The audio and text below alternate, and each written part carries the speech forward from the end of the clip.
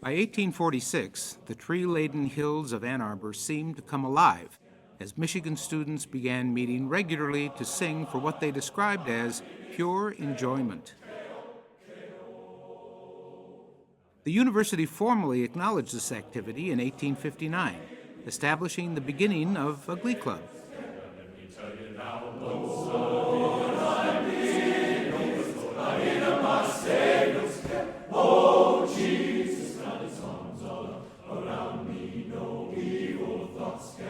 Ours was the second such college organization formed in the nation. My name is K.O., K.O., K.O. Let me tell you now, once I'm in his care, I ain't my Savior's care. Let me tell you now, once I'm in his care, I ain't my Savior's care. Oh, Jesus, now the songs all around me, no evil thoughts can around me, no evil thoughts can harm me, for I'm in his K.O., K.O.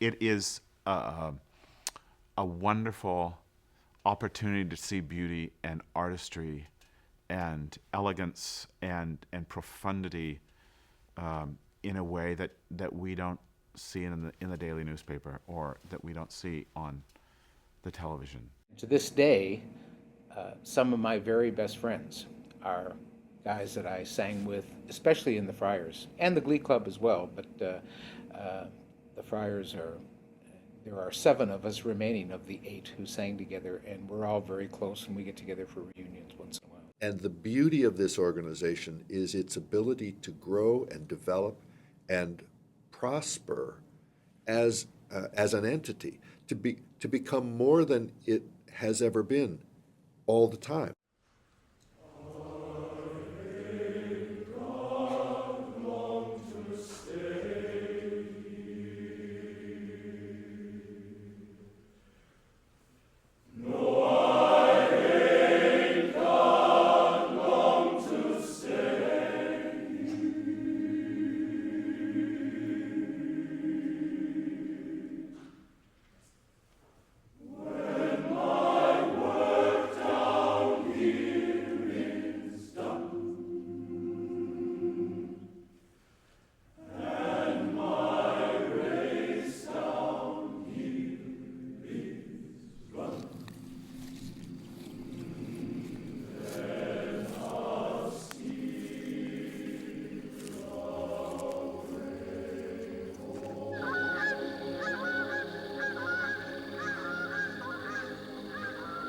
I wanted to do some singing, and so I auditioned for a bunch of like a cappella groups and Glee Club, and I wasn't sure if I was going to do Glee Club at first, but I went to a couple rehearsals.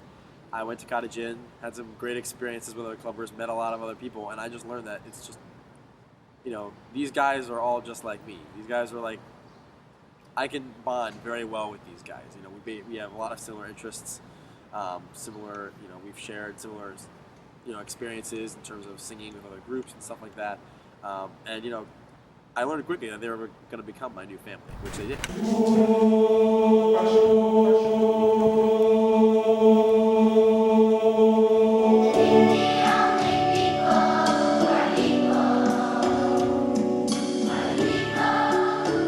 I've always been a singer. I started singing in 4th grade. I sang up through high school.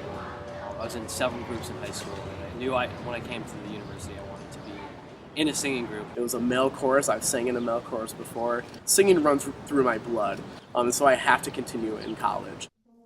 In the early days, the club was made up of 7 to 12 singers.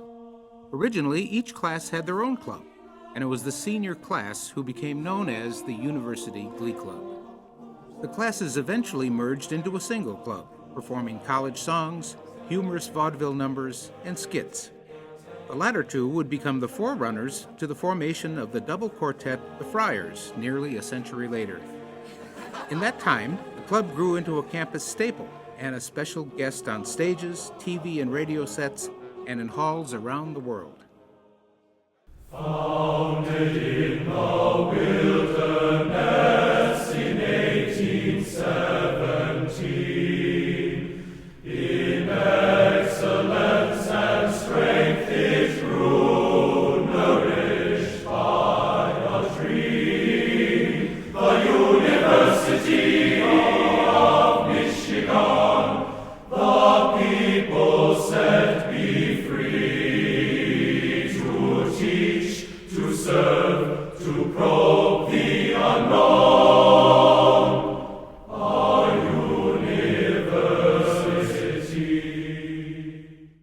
I visited actually the day before Thanksgiving, which was 75 degrees and sunny, and I could feel the spirit at this school in there. Every amazing blue everywhere.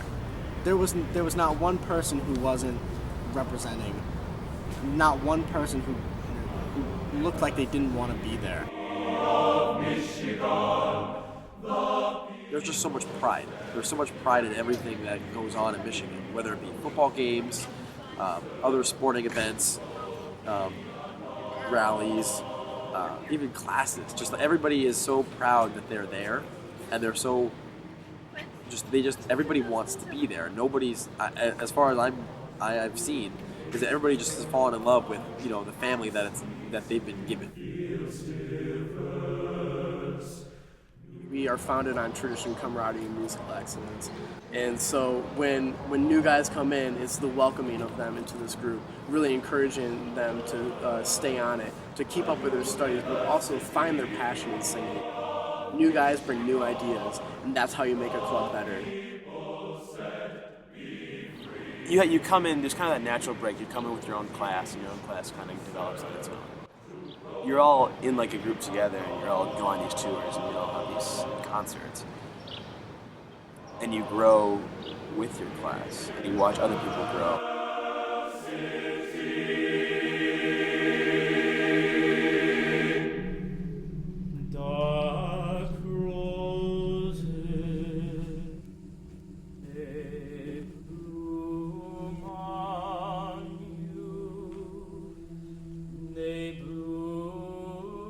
Everyone has a genuine interest in everybody else. And I really feel that way. There's the same underlying approach. There's the same underlying goal in that we're all here for each other, and that friendship doesn't just happen just with the singing. We really are there for each other.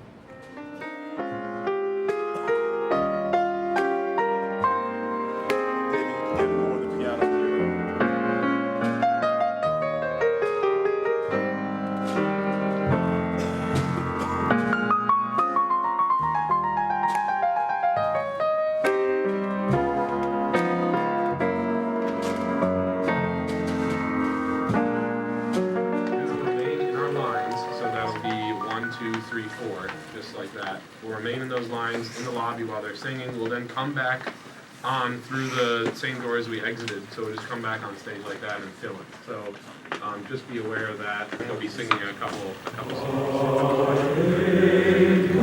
Dark over here. You guys are fine.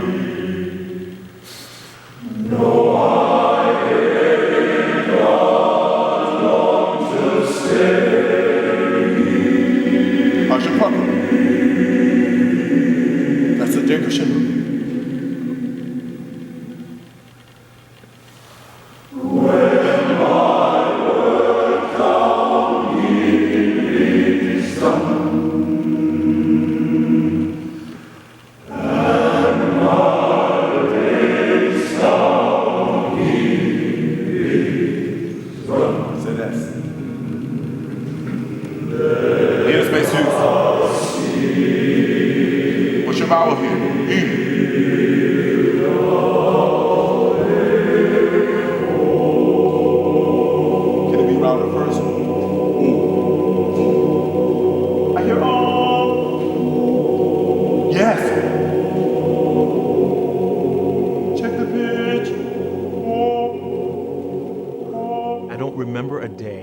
not making music. And I lived in a rural town, and I would walk. I would ride the bus to school and walk a long way from the bus stop to my house. And my mom said she always knew I was coming home because she could literally hear me singing from the bus stop all the way home. And then the community began to hear about the singing boy, as they called me. Music has always been intuitive for me, as it is for, I think, most musicians. It just naturally pours out. And as we develop as a musician, maybe the hardest transition is to actually intellectually put into thoughts what you have felt intuitively forever. And I started singing in church, and then from there began to get trained in music formally and decided that I wanted to pursue this as a profession. I started out actually as a vocal performance major, and then took my first conducting class and realized that I wanted to work with choirs and conduct choirs and orchestras. I was used to performing. From that realm, I still see what I do as performance, but I have completely embraced and gotten very comfortable with my hands and my whole being expressing music, not just from this part, my voice, not just from my voice or not just from my hands as a pianist, but my complete being now. And I still feel as if I perform. Let 1, 2, and. Let's me make our songs for the weak. Let's me make.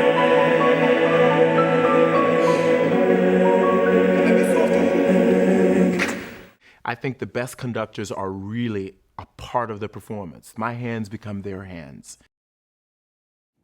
The club began to tour in the 1880s, increasing the size of the club to 16 members, 4 men per part, and by the turn of the century to around 50 members.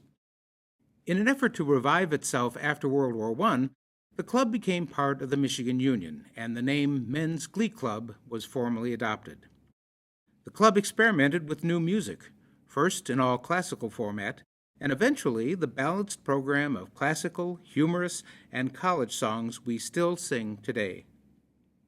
1955 marked the beginning of the Friars, and in that same year, the club embarked on its first European tour, a trip that planted the seed for the first of the club's 4 international male choir championships 4 years later.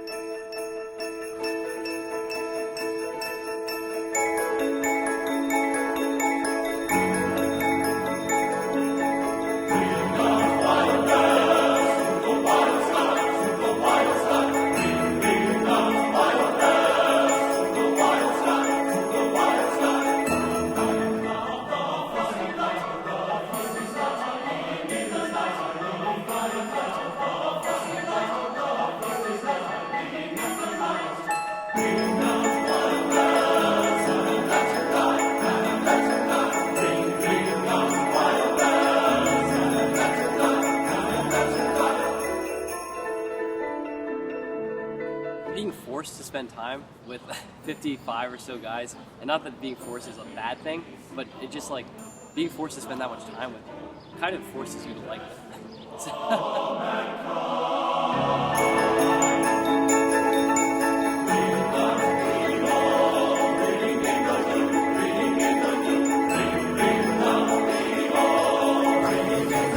You really get a chance to really get to know people on a deeper level. Get to talk with them, stay in host families with them. I think that's really what kind of tour did for me. It's really brought me close together with a lot of my brothers in song. I think tour gives an opportunity for the members of the club to get closer together and be a more tight-knit group. Yeah, we always meet for our Thursday night rehearsals and our Sunday night rehearsals and pre-Hill and Hill concerts and so on and so forth. But I really think that tour gives an opportunity to see guys outside of the concert hall aesthetic.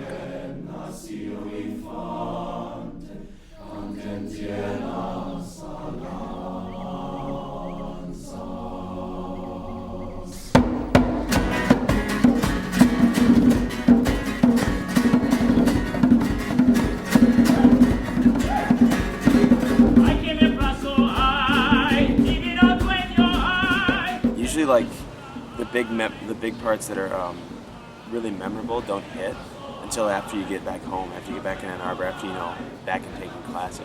Like I remember when we went to China, we did a lot of stuff, of course. Like there's a lot of great stories that came out of that, but none of it really like, oh, that's a great. None of that really popped out and said, oh, this is a great story, this is a great memory, until like after we got back. We're so high paced, like so fast paced on tour, and we're all just having a good time. We're also really tired. Like one of the greatest things I think about tour is that we all get really tired because we're having such a great time. I mean, just like given the amount of concerts we do, the amount of people we meet with homestays, the amount of work we're doing musically, and getting to know other people, like the new guys we have here on tour. I think it's really cool to see how they're meshing with the group that they joined in not even a year ago.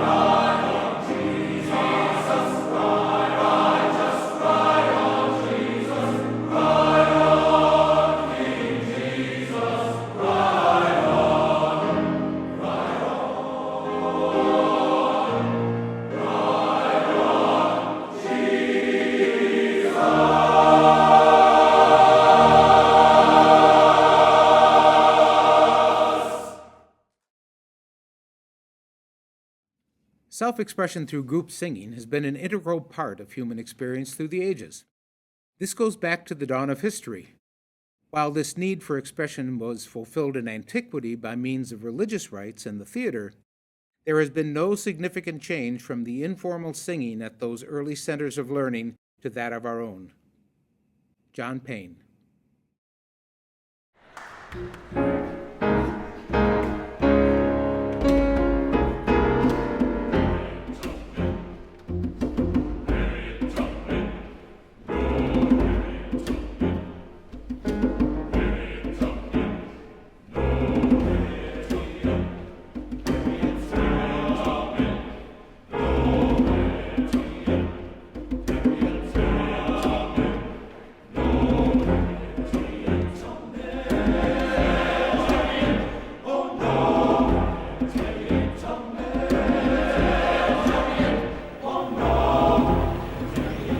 Writing Harriet Tubman really came from a children's poem that was written by Eloise Greenfield, who is an 80-year-old African-American woman, who I think probably was trying to explain the life and story of Harriet Tubman in a way that children could understand it.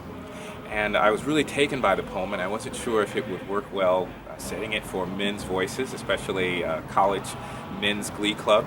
But the more I read the poem, the more I fell in love with it. And then I just took off trying to write the poem, set the text in a way that reflected who Harriet Tubman was.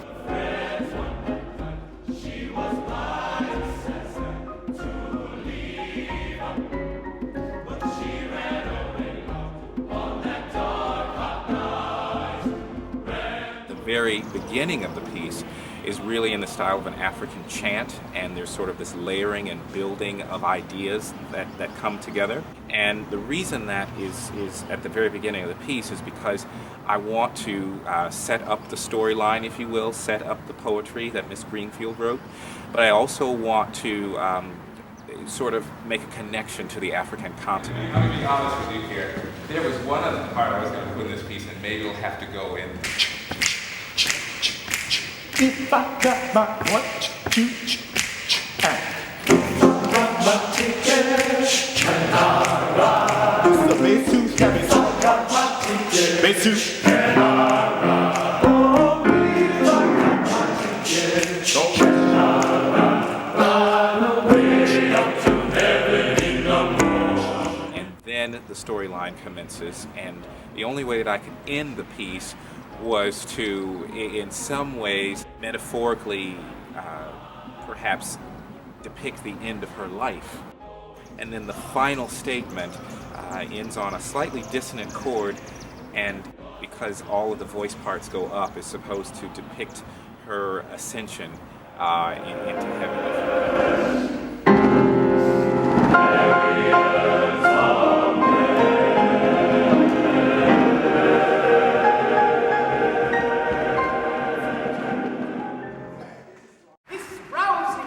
From the 1913 Michigan Union opera Contrary. It advises to cast aside our worries, instead bask in the joy that comes from spending time with friends. Our soloist tonight is Drew Bollinger. Ladies and gentlemen, the Friars.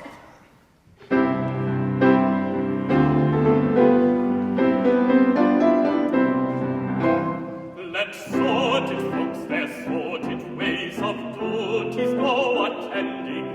Let money-grubbing tradesmen mean their narrow lives go spending, while we who scarce can clothe our backs can look on them with pity. What know they of the joys of life? What lass would call them witty? So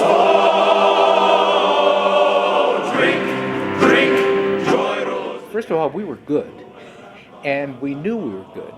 And the group of Friars that I was in were just very compatible, and we were very different.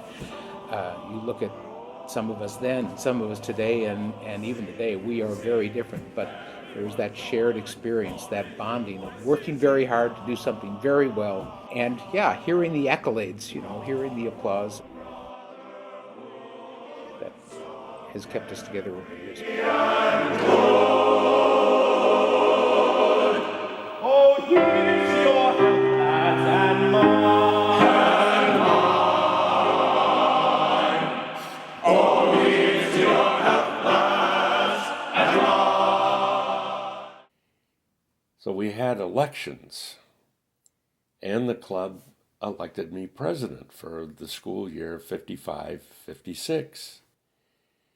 And Dr. Dewey in the spring also announced to the club that he would be going on a sabbatical the following year. And so obviously we had to find somebody on an acting basis to take his position while he's gone.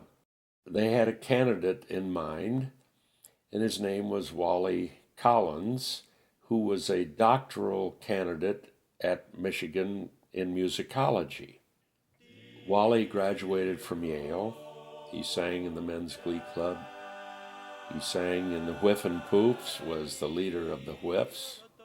And about 2 or 3 weeks later, I got a call from Wally. He said, "Steve, I got an idea, and I just want to pass it by you and see what you think." He said, "I would like to start a double quartet." They call her Plain and Amy, she's a surefire vamp. Wow, the hottest baby in town. There are advantages to an octet. You can sing 5, 6, 7, and 8-part songs. It's a fuller sound, but it's still tight musically. Blue moon, blue moon, dip-a-dip-a-dip, blue. It was a different style. A cappella groups at that time had a different style than they have today. Today, a cappella groups are largely backup groups to soloists. At that time, the emphasis in small group a cappella singing was the full group blend. So it was more like the singing groups of the 50s and 60s, the 4 freshmen, the 4 tops, where you had all the voices blending together. And that's what we used to work on over and over and over and over again. was getting it so it sounded like one voice singing in 4 or 6 or even 8 different parts. We had a lot of extra rehearsals, naturally, and we worked on our sound as an octet. That was a big thing with Phil Dewey, the sound. And that's what impressed me most about the Friars, was this wonderful sound coming out of these 8 guys and this great blend. And yeah, at the same time, it was funny. You know the story, boys do what boys do, and we did what boys do. The 8 of us had a wonderful time together. We produced some really good music. The Friars have evolved over the years where there's a lot of comedy and lightness and laughter, and we weren't that clever back then. They did some great bits that I later learned had been with the Friars for 10 years prior to that. And I'm sure that a lot of the songs stayed with the Friars long after I was there. But it was the sound that they had that was so impressive. You know, the mini version of the full Glee Club sound, but that great blend.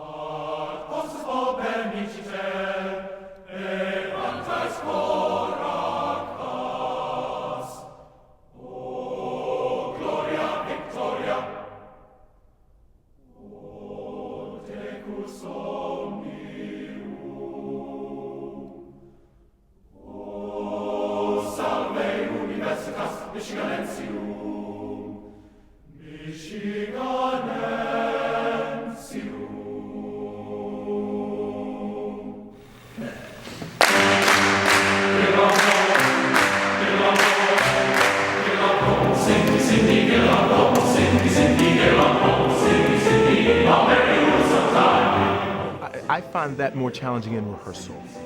I find it more challenging in rehearsal too, because of the fact it's never quite what I want it to be, and sometimes I just want to do it for them.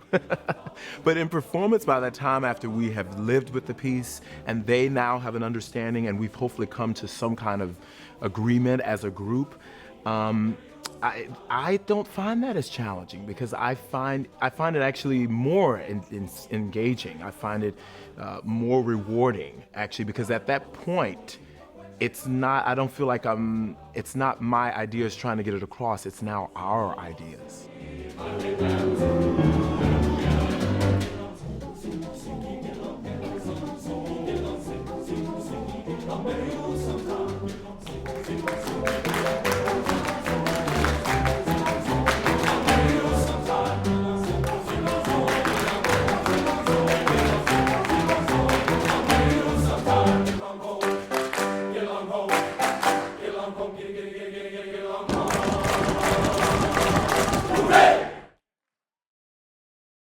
Great music, like great art, speaks to you differently. We live with words, and so we tend to be talking about emotional things. We tend to be talking about spiritual things even. And so there tends to be a relationship that's maybe a little deeper, maybe a little longer. We were doing something that took a lot of work.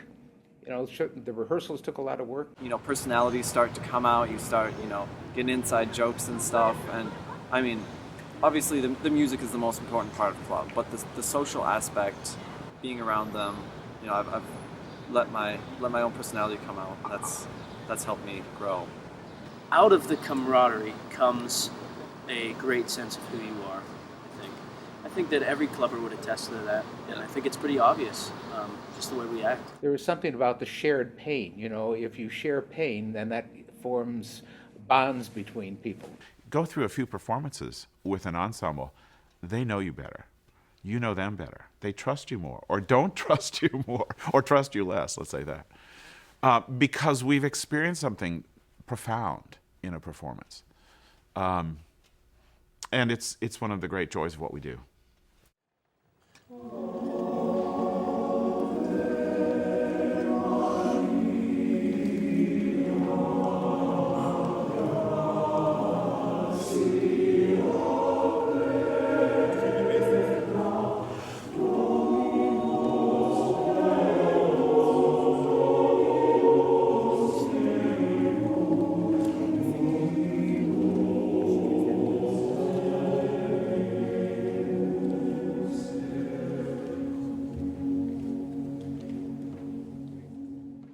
I think I couldn't have imagined a better way to end my first tour with the men's Glee club.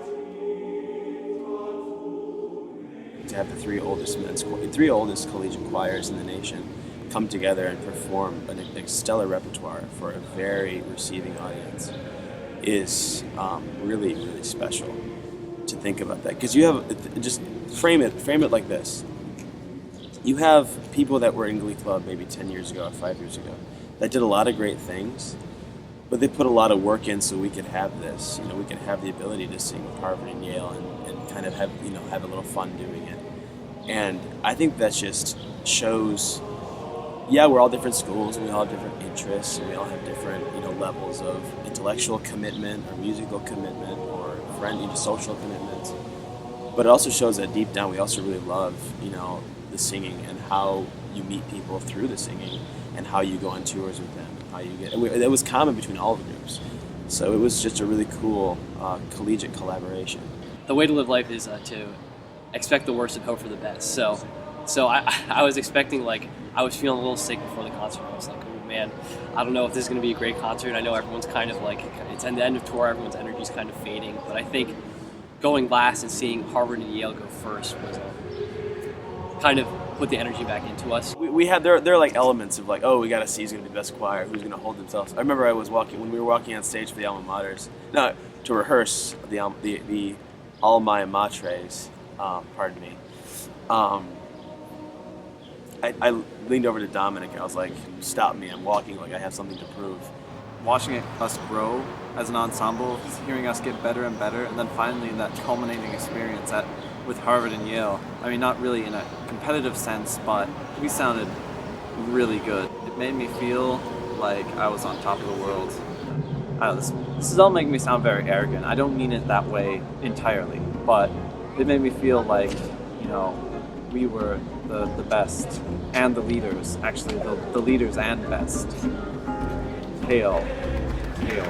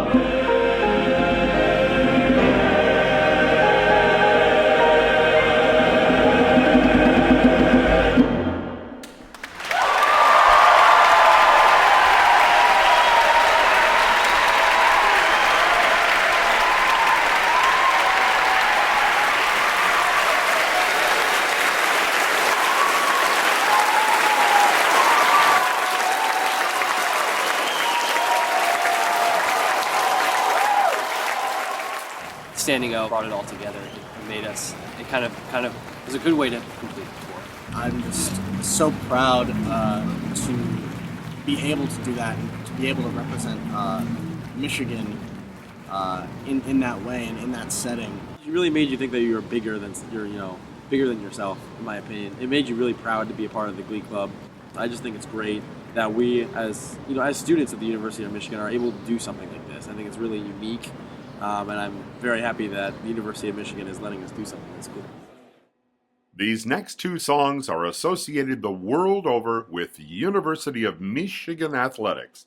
Upon hearing the second, none other than John Philip Sousa declared it the greatest college march ever written. Ladies and gentlemen, Varsity and the Victors.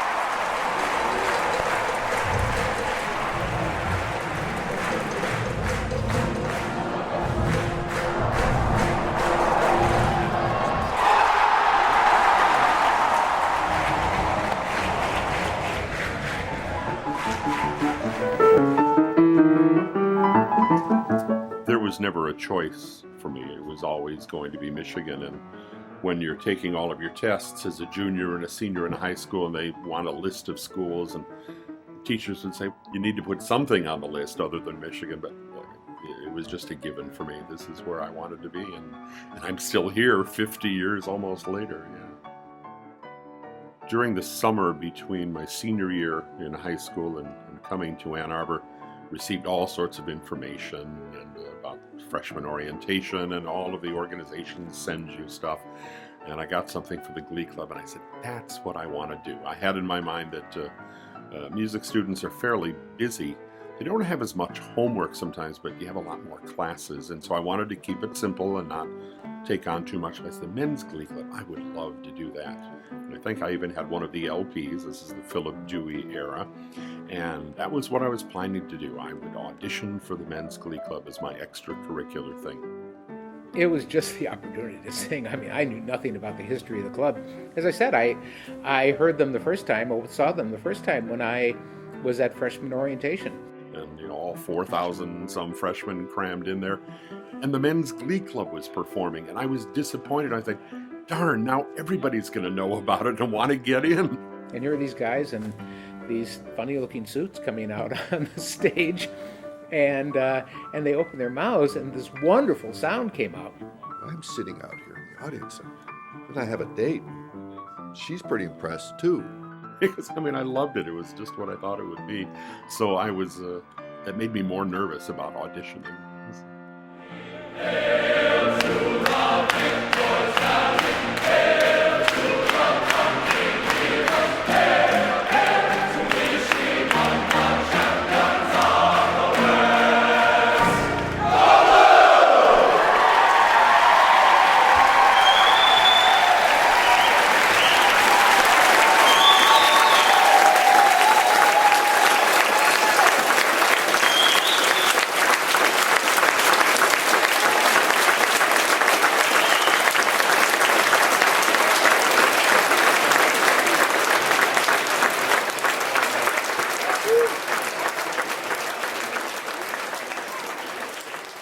We just did it once with one group, and then we just kind of asked the deeper question, well, why don't we just do it, why don't we have it joint with 3 groups? Or maybe the next question could be, why don't we do it with 5 choirs? Or why don't we host a choir? You just can always go farther, I think, and I think we finally pushed it to the point that, like, hey, we could have this historic moment of the 3 oldest Glee clubs performing on the same stage. We had a whole bunch of Michigan alums there, and we were all singing together, and we were, those of us who were of age, were hoisting the tankards. I mean, wow. How do you match that? You don't. Please rise for all of our alma maters.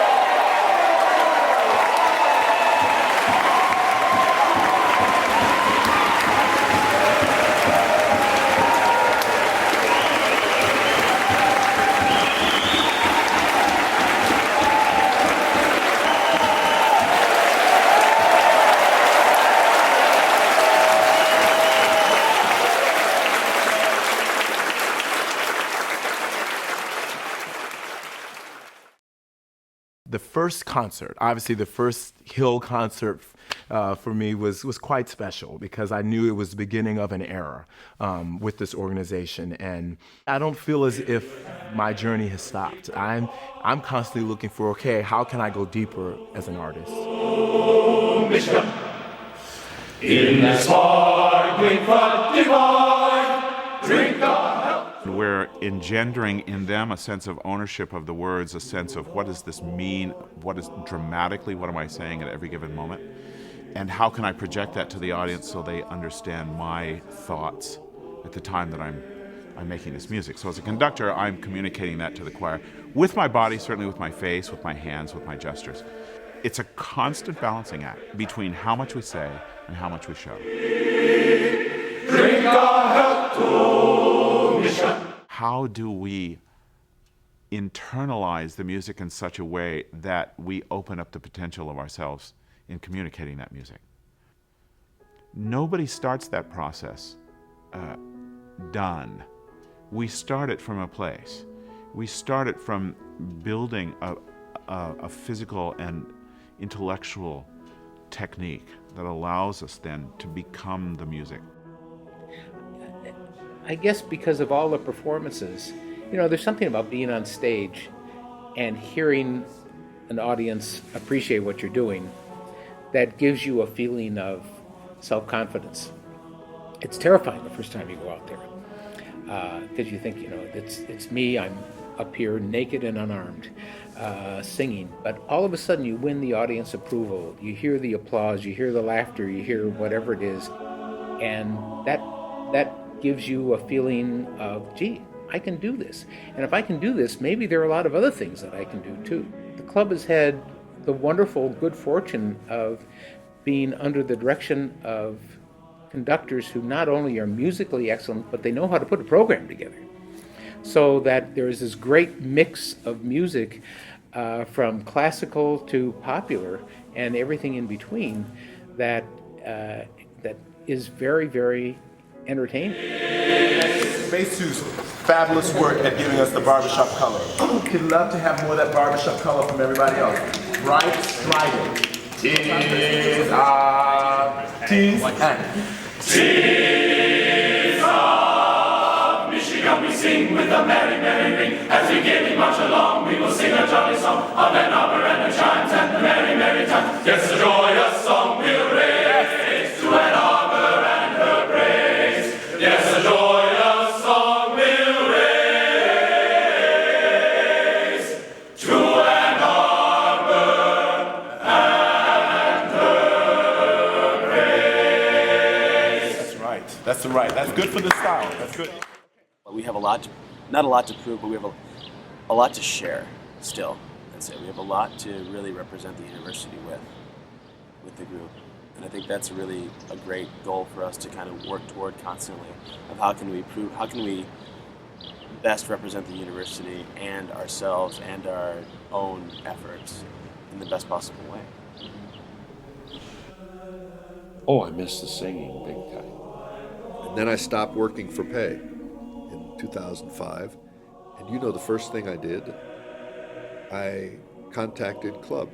The Glee Club was a specific 4.5 year chunk out of my life when I was a teenager and in my early 20s. So it was very nostalgic, whereas the other parts of my Michigan experience are ongoing and still going. And I can't walk by Hill Auditorium without feeling just a little bit misty and wanting to go in and get back on that stage again.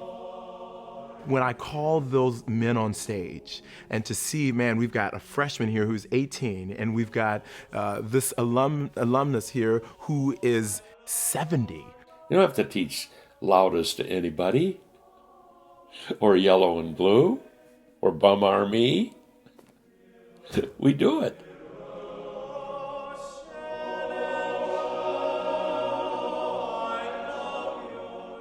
To see so many people, so many friends, and to see the tradition of the club still as it was then, the camaraderie and musical excellence.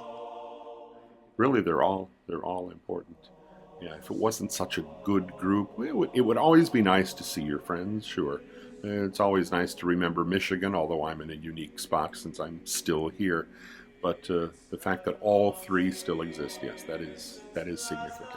Those students spur me on in a different way, with a synergy of working together and trying to engender a non-competitive environment, but an environment that raises the bar for everybody. When people come together and we're focused on the same musical intention, the same emotional intention, it can make a huge difference. Can make a very memorable moment. So can we carry it on? Yeah, we'll carry it on. How much we've invested will determine how strongly influenced we are by it. I do not have the gift of elaborate speech. Even if I did, what words I could gather together still wouldn't say what I feel. I have been privileged with the Glee Club and in my teaching to have personal contacts with all my students. This has been true certainly with the Glee Club. Some 600, 700 boys that I've gotten to know personally. And in these days of the super universities, this doesn't happen to many faculty members, or at least it happens less and less, it seems. And I think if they have been fulfilled in their college experience, they have certainly brought fulfillment to me. And I thank them all very much. I appreciate so much the fact that so many of them have come back to this program tonight. Thank you very much, Jim.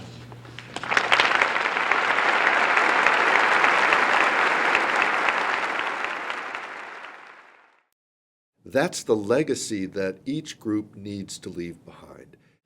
Your succession plan is to help them understand how to leave a succession plan. That's why we've been around for 150 years. Somehow, that message has come through. It may not have been intentional, but it may just have been a part of what music does for us. I mean, it's still all about loudest, isn't it? That's still the first thing we sing, and probably the last thing we forget. I know it'll be the last thing I'll forget. It's a pretty powerful force. It is a force.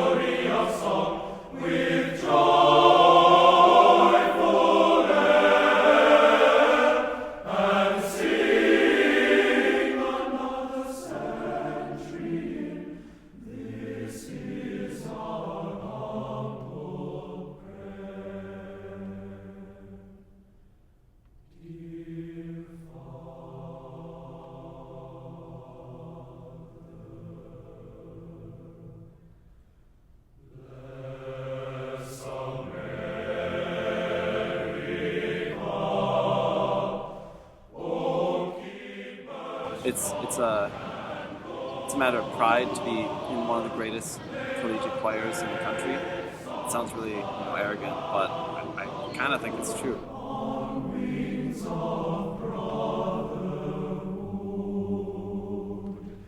Inspire a song of loyalty,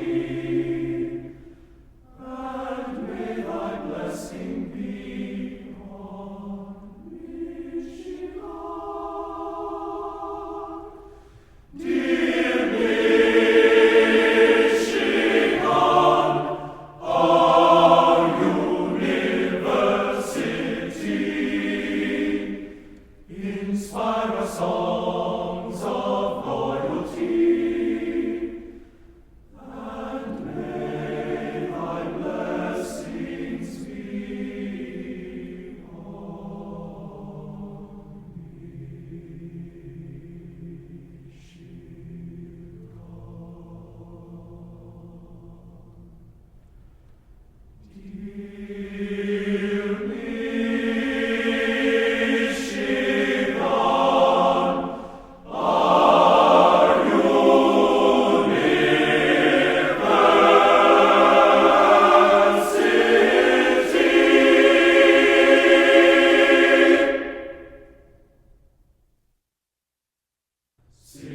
to the color